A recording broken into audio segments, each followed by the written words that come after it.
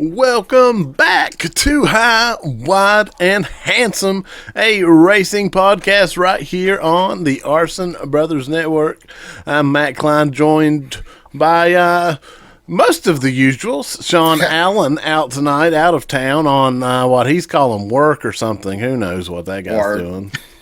He's just stalking Michael Jordan after 23-11 wins in a row. He couldn't help it. He's had to get on the road and follow MJ around the country. Trying to get a little rub.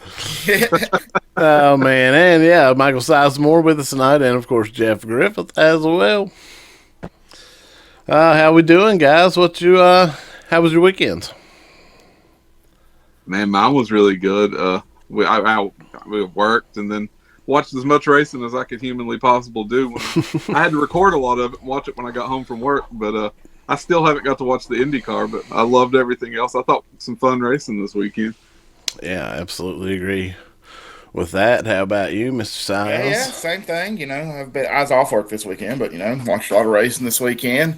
My daughter and I went up to Cuz's Uptown Barbecue in Pounding Mill, Virginia. Their opening weekend was this weekend, so got some good food up there, and yeah, other than that, I ain't been doing much of nothing. That sounds awesome. I did see it was their opening weekend. Megan and I discussed going on Saturday for not a huge discussion, but it was discussed, so that's pretty cool. Was it good? I mean, yeah, it's I'm delicious. sure. Got a Hong Kong seafood basket and some crab meat cheese dip, and it was incredible. Yeah, that sounds awesome. I've not been in a few years, I guess. Well, yeah, because it sounds awesome. I'd like to get down there this season. Very limited time range to get there, seems like always. Which I mean, from March to November. That's all you got. Which, I mean, that's not, I guess, that limited, but it still seems to make it harder for some reason. Yeah, but awesome weekend of racing, and that's where we're headed into. We got a lot to break down tonight, so let's move right along. That, gentleman, puts us on the lead lap segment where we dissect all things NASCAR, and plenty to dissect this weekend. We're going to start off in Florida, St. Petersburg, for the Truck Series, very first ever street course race, which we saw Layne Riggs pull out an impressive victory. I'll be honest, I expected a lot of calamity in this one going in, but the truckers got it together and put on an excellent show, in my opinion, and we had a great time in St. Pete with the trucks. Did you guys check it out? Yeah, super clean race. All weekend, we had a lot of clean racing, but I loved St. Pete, man. In NASCAR, the only street courses we've seen, which, wasn't truck, it was the Cup Series, was Chicago. And it's fun watching the Chicago street race, but it's kind of boring scenery. St. Pete was beautiful, and I'm hoping that's what we get with San Diego in the Cups this year. It's just beautiful scenery for that street race. Just watching it, I was more excited just because of how it looked. I thought it was a great track. Yeah, I absolutely agree. It almost felt like mini Monaco, if you're an F1 fan. Their big prestige race of the year with all the yachts around. It was like a smaller version of that, the sunshine. I thought it was really cool as well. And I thought what helped with the trucks and even IndyCar for that matter, a little bit smaller of a course. It's almost like a short track of a street course. It was just over a mile, and I think that really helped things. You said it felt like Monaco. My thoughts on it were slightly more juvenile and very much more redneck. I thought it looked like Cruising USA. It's like watching a live action Cruising USA. Yeah, I like that. You're right. That's not bad. I'm with you guys. I thought it was awesome. Just like seeing the trucks on the track there was awesome. I really liked that a whole lot. And like you said, just clean racing. I was really surprised by that because, sometimes trucks can get kind of wild, man. And I thought it was a really clean race and just a lot of fun to watch, man. Yeah, absolutely. And, that's no knock on the trucks, but the truckers, usually when they're on a road course, there's a lot of young guys. You expect a lot of trouble. And a street course usually brings that much more trouble. They ran a cleaner race than the IndyCar. Granted, that's very hard to compare apples to oranges, but a true statement nonetheless. Within the race, we'll talk about the actual race a little bit. Tom Majeski was making big moves there at the end. He was coming and just overblew that corner. Thought that was of interest, and then Ben Rhodes running out of gas to cause his shot. But also, I don't know that anyone could have done anything with Layne anyway. Layne drove an excellent race, come from basically the back of the field on a street course that's very hard to pass. I thought Layne really, after two opening races not going as well as that team and everyone thought, they really stepped up to showcase themselves this weekend. I thought Ben Rhodes had him there at one point, and I'm not a huge Ben Rhodes fan. I'm a big Layne Riggs fan.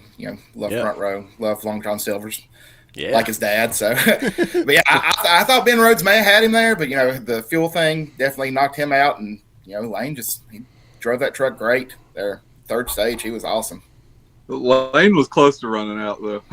Yeah, he was sputtering there. I mean, you can see him drifting the truck around trying to get that gas to flow. Yeah. But no, I was real happy he won. I was cheering for him hard.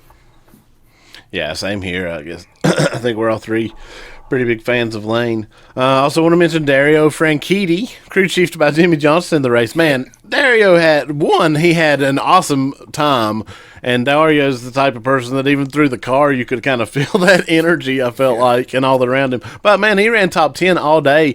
Finally got some too many scars on the truck, I guess, there at the end and some problems. But he had a great showing. I thought that was so cool. Yeah, I was wondering what happened. Like he was running top 10 and he took that pit stop, and seemed like he was in the pits forever. Like it seemed like a long pit stop. I didn't know what was going on with the truck. But yeah, I mean, 52-year-old dude just out there having a good time, doing great. I listened to him on, competing podcast plug here, but I listened to him on Dale Jr. Download last week, and it was fun listening to him. At one point, him and Dale was talking about, I run these races, I ran those Xfinity races, and I'd run about half of them, and then I'd be like, all right, I'm bored with this, I don't want to do this anymore. So I thought that might have happened to Dario. I thought maybe I'm done. It's just I did the best I could. I did better than expected. I mean, let's wrap it up. Yeah.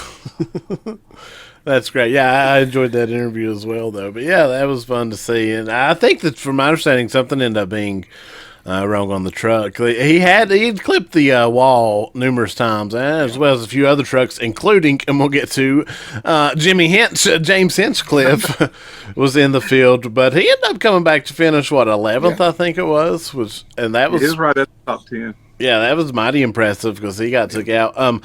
Colin Brown back in the Truck Series for first time in, I think, like 15 years. He was on the NASCAR route for a while and then ended up over towards the IMSA side of things, but he certainly reappeared in quite the way. I thought he had a good run. If I'm teams, I'm looking at him if I need a road course guy for sure. Maybe even in other series.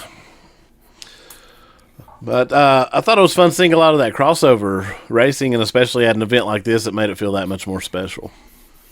It was cool seeing a lot of the IndyCar guys there watching and taking it out. That was awesome. Yeah, they kept cutting to Scott Dixon and different dudes. I thought that was very cool. Also, we mentioned him before, Adam Andretti back in the field and made a much better showing for himself this week than his debut in Atlanta, which, I mean, is to be expected coming from the Trans Am world, but I thought that was cool as well. And it was Mario. They showed him as well. They were talking about that, which was anytime you get a Mario Andretti sighting is a good thing. Yeah, we've talked about 2311 winning the Cup a lot, but the other team from the lawsuit got their win in one of the big three series. So seen a lot of success from NASCAR going on so far this season. Well, they got Daytona with Chandler as well. So. Oh yeah. So 2 out of 3 for them. Yeah. Front row kicking ass, man. Yeah. It's all a conspiracy is what that's what I'm seeing. We'll get into that. Oh, man. Okay, before we go down that road, let's move back to Texas for the O'Reilly Auto Parts Series. I said it correctly. Race. Yeah. We saw the same old story, same old song and dance in this one with SVG. When he got to the front, man, he was gone. Yeah. It did take longer than I think usually we saw here. And Zilisch certainly may have had something, but he battled brake issues all day. Still impressively come back towards the end to be taken out by Corey Day. And we saw Connor, and while rightfully so, the most frustrated we've ever saw him. And I thought that was interesting. But carried over say a little bit too. And yeah. He had a rough weekend, and he had none of his results show just how good he was overall for the weekend. I will absolutely. say that. Yeah, absolutely. Yeah. I thought it was cool that Connor's not a guy. I mean, I know he's young. He hasn't been in any series very long. 1 year in Xfinity there, or O'Reilly, sorry. But Connor, we've not seen a whole lot of emotion out of him. I feel like even when he had did his flip and hurt himself, we didn't see a lot of emotion out of him. So I think it's kind of cool to see a little bit of emotion, let him get a little fired up. He's young. He should be pissed about things. I agree. Yeah, same. I thought it was, not that he got wrecked necessarily or another Corey Day incident, but I thought seeing a fiery and angry Connor was fun and interesting, certainly. Yeah. And we will talk about Corey Day, another situation. Supposedly, after this one, he got the infamous Rick Hendrick set down, is what's going around. So we'll see. Obviously, I can't confirm that, but that is going around. So we'll see. We'll see if he gets himself cleaned up after that. Yeah. Heck, maybe Rick Hendrick will fire him and he'll go on to win 2 Cup championships. Oh, well. Well, we're talking about young guys showing up in the. I gotta talk about Brent Cruz too. Oh yes, man. That kid was looking very impressive. They've got something there. Oh yeah, man. Cruz, he's coming. He's been coming. A few people that are in the know will tell you he's better than Connor. We'll see certainly how that plays out. And obviously, I don't know, and I'm not saying that, but I have heard that said on some people who's watched these kids coming up. But he certainly made quite the showing in his debut, and at 17 years old, impressive. He's going to be racing eventually the rest of the schedule. I think he's off a couple weeks and has to miss some. There's some limitations because of his age, but he is going to be racing a good chunk of the schedule. When's that youngin' turn 18? I think it's soon, within a month or two. So I think that's the holdup. But yeah, he showed out. Absolutely. I don't know where he ended up finishing exactly. It was top 10, I think. But yeah, he had crazy speed. And all the junior motorsports cars looked good at different points during the day. I thought Allgaier points. I thought maybe he was going to have a chance at getting up there and winning it. Yeah, Raja looked good most of the day. I think the best car that we've not talked about that ended up falling was Sam Mayer. Yeah, that Haas car. Those Haas cars are showing out to start the year. That's worth mentioning as well. But who we haven't mentioned as well, and we have to, quietly snuck in second place, got a stage win, just building that points lead. We mentioned him at one point about not having his championship, but Austin Hill looking good championship-wise here early in the season. Yeah. Definitely. Look, I give him credit where credit's due. Everybody says he's just a super speedway or, plate racing or draft track, whatever you want to call it, racer, and he showed up on the road course this week. Yeah, absolutely. Can't take it away from him, man. Patted that points lead. Yeah. We'll see. He's got his teammate Jesse Love behind him, so RCR 1 and 2 in the O'Reilly. Nice, yeah. Good finish for Jesse this weekend, too. Yeah, absolutely. Top 5, I think. Jesse had good speed in practice in that Cup car, mentioning he ran the Cup race this week, and I thought we was going to see a little bit more through the race, but what we saw was him and Kyle Busch teammates get into it. But we'll let that transition us into the Cup Series, where we saw history be made, gentlemen. Historic three-peat, first driver ever to win the first 3 races of the season. However, 2311 is not, and I've not saw this said much, not the first team to do it. Petty Enterprises done it in, I will have to double check this, either 62, 68, in the 60s, with 2 different drivers, Richard Petty and Jim Pascal, I think. I'll have to double check that as well, but it's an obscure note that a team has done this before, albeit with two different drivers. And kind of the obvious team you would think of if any team did it during that era. Yeah, absolutely. But that's not to take anything away. I just thought that was a fun tidbit. Man, Reddick, absolutely on fire. I mean, I don't guess it's a shock he won COTA, but coming off 2 wins, it's just obviously rare to see. We've never saw it at the start of the season, and even through the season, 3 in a row, you don't see it often. No, it's it's a wild and good race by Tyler. I know this is kind of his track, really, COTA, but yeah, didn't thought he might have lost it there at one point, but back up to the front, great pit strategies and everything. So can't fault those 2311 guys. They did a great race. And I actually really love the fact that he was able to make history by getting the three-peat, but he was able to do it by holding off SVG at the end. So you had that storyline where there was going to be either one or two people breaking a record pretty much at the end on that last lap. And SVG was giving it to him until he just kind of ran out of grip, more or less. Yeah. And Tyler just raced an awesome race. I mean, awesome. He did. And, I mean, you can say now Tyler, since the rise of SVG, 5 in a row, is the first to outduel him. And, I mean, yeah, SVG's car went away, but nonetheless, that's part of it. Tyler certainly outdueled him there at the end. And I think that's something that has to be mentioned. And, I mean, he ran away by the end of the thing. Yeah, Tyler's car never fell off, had extra speed on the straight stretches. I don't know. No, those conspiracy theories are, and I say a lot of stupid conspiracy theories, but those are extremely stupid. Yeah, they are. 2311 just had a great race plan, and Tyler raced a great race. Yeah, I saw so many of those conspiracy theories floating around today, and it's ridiculous, man. Like, I genuinely think last year Bell won 3 in a row, right? You didn't hear the conspiracy theories floating around. It's very much because of certain people not liking 2311 for certain reasons, and we all know why. And I'm just happy to see it happening, man. It's those conspiracy theories. That's the same people that believe the Bubba wanting to ban the white flag Facebook post. The meme on people out there that see it on their Facebook. So, yeah. Yeah, I mean, when Riley Herbst wins 3 in a row, we'll talk. Yeah. Yeah, absolutely. Yeah, those are silly. We'll talk about the actual race a little bit more. A very hot day in Texas. We saw some physical attrition issues. We heard Larson's cool suit failed. We heard him with complaints all day of the heat, certainly.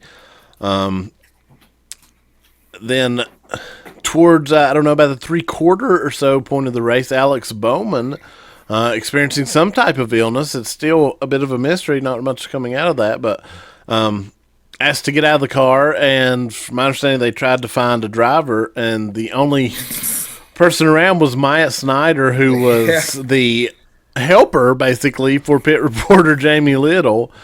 But smartly on him, had his helmet and a fire suit there. And interestingly, had to get approved by NASCAR to start to drive in a cup race. He hadn't had that approval process, so they had to go through a quick fly approval process. Very interesting. That's a story that's not getting a lot of coverage, because Hendrick wouldn't let him do interviews at the end of the race, which I thought was odd and interesting. I don't know. But I thought that was interesting. But on the same note, we'll mention A.J. Allmendinger. We saw him totally get out of the car and collapse, and receiving medical attention there at the end of the thing. So, hot day. It took a toll on some dudes. Yeah, they were showing Tyler and Victory, or like doing his burnouts and interviewing him, and just in a little side-by-side, there's just A.J. Allmendinger laying on the ground. Well, people are like, is he dead? What happened?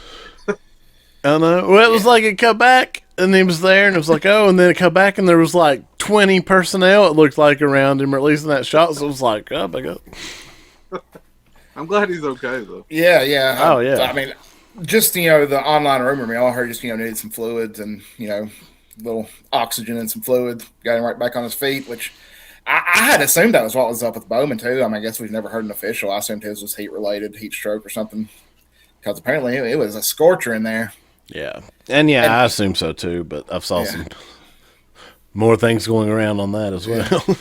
But Myatt Snyder, like, I thought that they had backup driver. I thought, each team would have a backup driver at the course just in case, but I guess not. I guess sometimes you just grab who you can grab. Like, I figured one of the, junior motorsports guys or somebody, since they fill in for Hendrick a lot, would be there, but get what you get, I guess. Yeah, and from Hendrick drivers typically, Justin Allgaier is, from my understanding, like even listed as a reserve driver. I was reading today, but they didn't expect any issues, and all the O'Reilly guys went home, from my understanding. Which, I mean, but yeah, you would think almost that someone would be on standby. And Joey Hand was there on standby for Brad. Brad didn't end up needing him, which props to Brad, because fighting that race after that leg break, man, I'll give it to him. That's physically very impressive. Yeah. He's one tough son of a gun, man. Yeah. But Brad definitely has that old school vibe, you know, guys, you know, back in the 80s and 90s who would drive in very tumultuous body conditions, I guess, and heat conditions, you know, the infamous Ricky Rudd picture. Yeah. Brad kind of has that Iron Man mentality about him like those guys had. Yeah, absolutely. And but as I said, Joey Hand was on standby for him, and I think had that been a Ford, they probably would have went with him. But Joey Hand is, I mean, he literally works for Ford Racing, so that's I don't think that was an option. But I just thought all that was interesting, and certainly hate to see any of them sick. We nothing what we're saying there to that effect, but just of interest.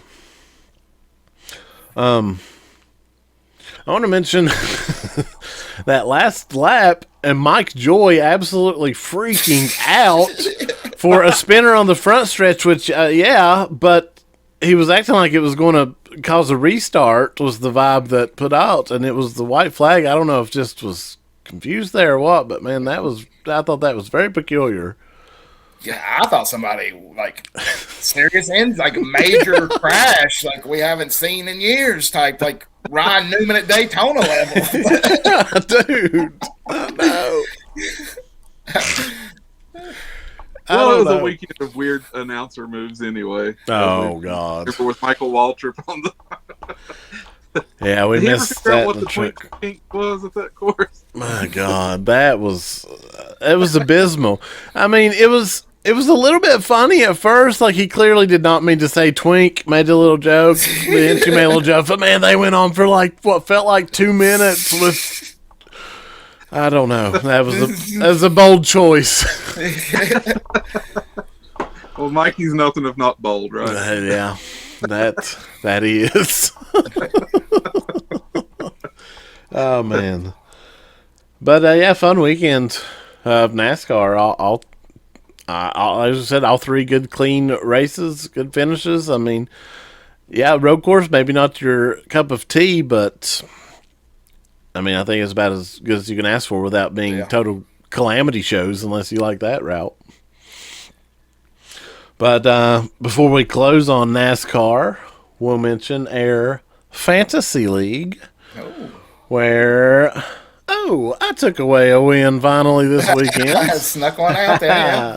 That I did. I was happy for that. And our crew chief, my dad Kendall, on top of the point standings now, barely by you. It's really close. Actually, really close amongst everyone at this point. But heck, I'm still ahead of Shawn. That's all that matters. That's right. As long as I finish up ahead of him in the season, I'm fine. He's not here to defend himself. We'll just let him have it tonight. Yeah, he's going to have to get it together, Mr.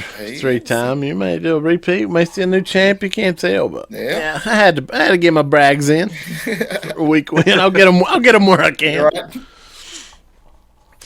All right. Anything else from our NASCAR discussions? We'll move on.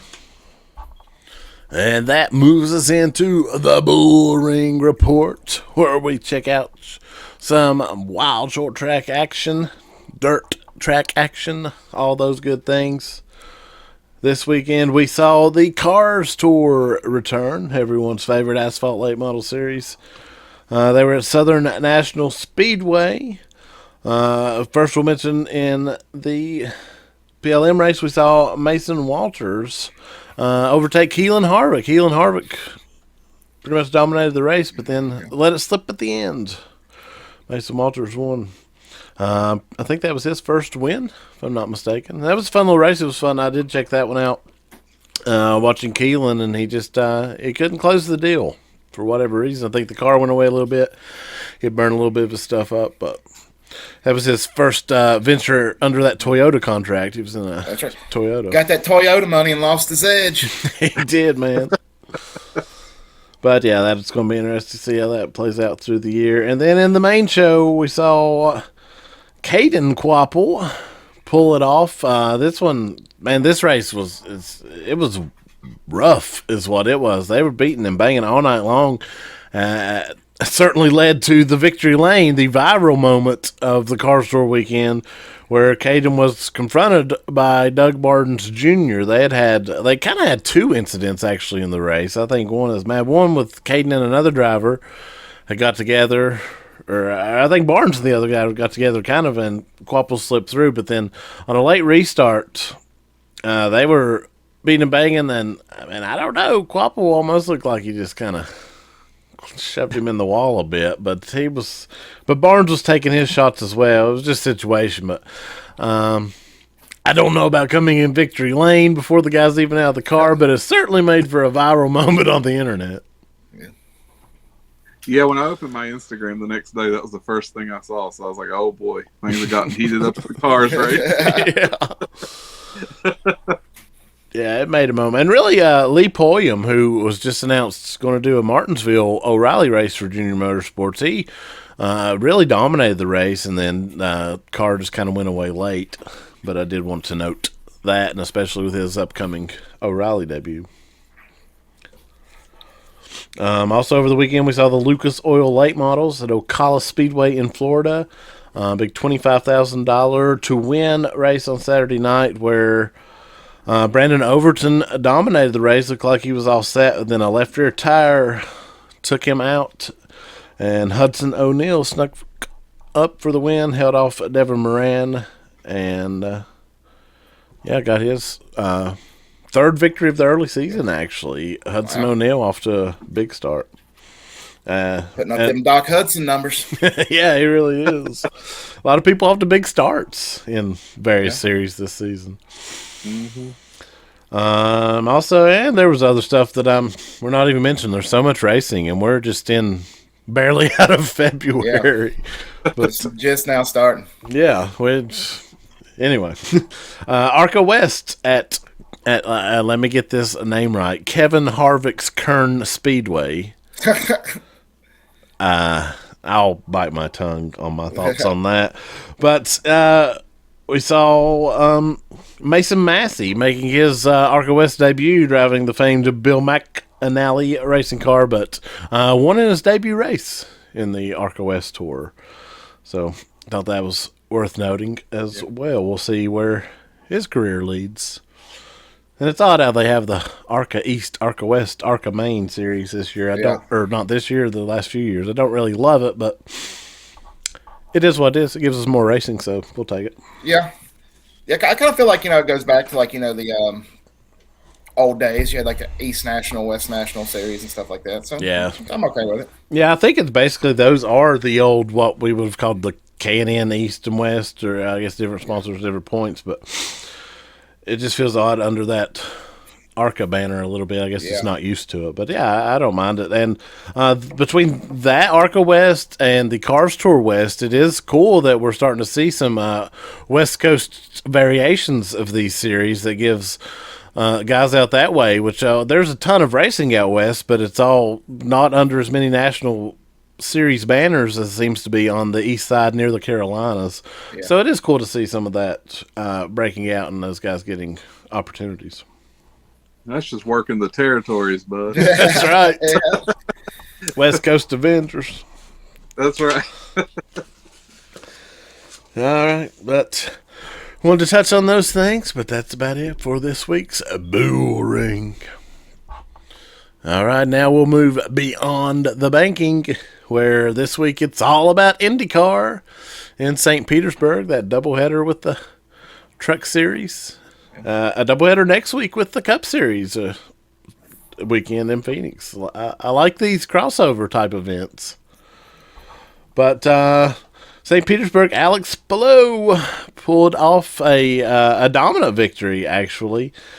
Cruised to a 13-second victory over second place. Pulled off a strategy, which, I think they would have found their way to the front no matter what. That car was lightning. But stayed out, ran long, and they got them the big advantage, and then they just kept it all day with that lightning fast car. Did you guys get to check out anything IndyCar this weekend? Man, I've got it recorded. When I got home from work, I was able to get in the Cup race, and I wanted to do the IndyCar last night too, and I was just too tired. I do know, like you said, Alex Palou won, but otherwise, I'm still going to go back and watch it probably tonight. But I'm excited to watch it because, I like you said, I dig like we said earlier, really dig St. Petersburg. Looking forward to seeing those Indy cars out on the track. Yeah, no doubt. Yeah, I'll watch one IndyCar race. I'm going to watch more this year. I promise. I just hadn't started yet. Okay, we'll get you there. We'll get you there. We'll get you there. I got a few notes. Sorry for the spoilers, Jeff. No. I already knew. Okay. Well, we saw immediate chaos. Lap 1, Stingray Rob triggered a big pileup, which caught up. Everyone was excited for Mick Schumacher, son of Michael Schumacher's debut in the IndyCar League, but he got caught up literally almost first turn of his first race, so didn't get to see much there. Scott Dixon, we saw them completely fall apart as the wheel fell off as they went to leave the pits. It's always a problem. Will Power's debut for Andretti ended in disaster as well. Suspension damage. So not good there. I'm sure that was a lively radio interaction. I'm sure. I saw an interview before the race. Basically, they asked him something like, which Will Power are we getting? And he was... It was as you expect him to be, pretty much. It was interesting. He did seem a little jollier at Andretti, but I don't know. Will Powers, he's a fun man to watch. The real race was for the last spot in the podium, though, there at the end. Scotty McLaughlin, Kyle Kirkwood, and Christian Lundgaard were battling hard. They had absolutely great, and then Lundgaard a wild pass to secure that spot. So that was at the end of the race. While Palou was out front, we at least had something to watch. So those guys had a great battle for the end. But, I mean, props to Palou. I don't know that we're not going to see this a lot this season, and really, as we have for a bit now, but they definitely started things off right. Man, it's so easy to get into like the mode of just getting like saying, "Oh, well, I'm so sick of seeing so and so win all the time." But I also think there's something to like appreciate about the fact that you're getting to watch a legend. I mean, at this point, this guy's a legend already. And I mean, what he did last year, what he's probably going to do this year, I think it's kind of fun to watch somebody just dog stomp everybody. And I mean, that's what he does. He's amazing. Yeah. Oh yeah, absolutely. I will admit I'm guilty of, in my younger age, being very turned off by such things, even in Jimmy Johnson's era of NASCAR. Now, however, as I've got, I guess, older and more mature, that's debatable, but as I've got older, appreciation for that, and I actually regret not appreciating Jimmy's era quite as much as I did, and I've went back and took some of that in. So yeah, I'm with you. I get it. It is frustrating sometimes to see such dominance, and if you're not a Reddick fan, even on the NASCAR side right now, you're probably not having a good time. But there is something to be made of watching history be made, and we're seeing that certainly out of Palou. Like they're on. Overall, this driver and team's body of work for this period, not talking last season, even just this period, is something that will be looked back on very fondly years from now. So enjoy it while it's happening the best you can. I agree, man. I agree. And plus, like you said, I mean, you get to watch the battles back in the field behind Palou always, and that's fun. Yeah, that's right. You always got a few Maybe battles. Just start looking at like second place as the actual winner because Palou's already going to win. That's right. All right. That moves up. I am excited for them at Phoenix. I love Indy cars on ovals. There's a lot of debate over Indy cars on ovals always, but man, I certainly enjoy watching them. And then back at Phoenix, I think it's going to be an excellent show. And the fact that we're doing like the NASCAR doubleheader, that just makes me that much more excited for the desert. Couldn't agree more. All right, we'll roll on. That puts us on air cool down lap. We're going to wind this thing down, gentlemen. We're headed to Phoenix for pretty much all the major series this weekend, as we've said. And that leaves us to have to do our picking of our winners for the Cup race. Shawn had written in and told me he was taking Cody Ware this week. I mean, I thought it was an odd choice, but, That makes sense, I think this could be his week. Yeah. I hope he picks him in fantasy as well. Yeah, me too. 5 times over. Oh, my goodness. Well, I guess we could mention our picks. Last week, I went with Ross. Ross, actually, I thought it was getting something going there, but then the wheel came off, literally. Yeah. Size, you made the big call, of course. That's right. Went with Reddick, and what happened? Reddick wins. So. Got it done. Hey, I had the purple. He was shooting up through that field until he got Suarez. He was. I think that last run, man, he might have. It would have been interesting. He was really coming. He would have got up into that podium level, I feel like, at minimum. I think so, too. Suarez saw him coming and said, "No, es mi amigo." Mi amigo. Suarez will not let a Trackhouse car go this year, and I love it. Shawn had SVG. He ended up just a little short. Yeah. If he was here, he'd be like, well, Jeff Griffith, I meant Saturday. Yeah. I didn't mean the Sunday race. 100%. Oh, that's amazing, and it's oddly accurate. All right. That sets us up, though. We'll knock these things out. Let's lock in our picks for Phoenix. Size, we'll start with you. Shoot, I'm just going to keep running with it till the wheels fall off. Give me Tyler Reddick again. Why not? If MJ's there, apparently it's good luck. Rub the bald head, get the win. So, Tyler Reddick at Phoenix. Hey, keep it going, Jeff Rowe. He was fast all day yesterday. He challenged for the lead a lot. This week in Phoenix, he's bringing home a win. Ryan Blaney. Oh, yeah, I think that is an excellent choice, but you're all wrong because I'm going to go to another one. Had a rough week at COTA. He's going to get redemption next week, and no one's going to yell at him about a map. Chase Briscoe wins Phoenix. I just got a text message from Shawn. He said, I don't know why you boys are saying that Cody Ware is my pick. It's obviously the best driver in the world that shares a hairstyle and thick reading glasses with me. Joey Logano. Oh, that makes more sense. Oh. He is, as some say, the world's biggest Logano fan, I've heard. Closeted. It's weird. Closeted. When we go to the track, I can't pull him away from that hauler. No. He keeps asking him, how does he shine the bald spot to make his match? Oh, man. See what happens when you miss a week? Oh, goodness. Well, yeah, that's fine. I'm looking forward to Phoenix. We'll see how our picks fare. Anything else, gentlemen, before we head off for the week? No, guys, can't wait for some West Coast-ish racing. Had some big hot tracks on the East Coast, and we had a fun Midwestern road course, and now heading off to Phoenix. So I'm ready for it. No doubt. As well, man. I'm hoping that they're heading to Phoenix, and we'll see what happens. There's a lot of teams I'm wanting to see keep doing well. I'd like to see Ross get a good finish and get back up in the top 16. Of course, Bubba's doing good. All my other guys are doing good, but I'd like to see Ross.